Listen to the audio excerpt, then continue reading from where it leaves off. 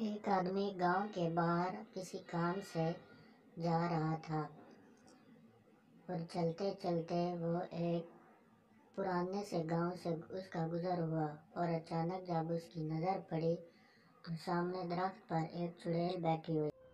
چڑیل بولتی ہے، ہا ہا ہا ہا ہا ہا ہا، آج میرا شکار یہاں پر آ گیا ہے، اب دیکھو میں اس کے ساتھ کیا کرتی ہوں۔ او انسان، تو ادھر کیا کر رہا ہے؟ میں جو بھی کر رہا ہوں، تمہاری ہمت کیسی ہوئی تم میرے راستے میں آ گئی ہو؟ اور کیا کام ہے؟ مجھے کیوں روکا ہے؟ دفع ہو جاؤ یہاں سے، نہیں تو میں تم کو مار ڈالوں گا۔ تم مجھے جانتی نہیں ہو، اپنا کام کرو۔ ہا ہا ہا ہا، تمہاری اتنی ہمت، تو مجھے مارے گا؟ تو مجھے مارے گا؟ تو مجھ سے اس طرح بات کر رہا ہے؟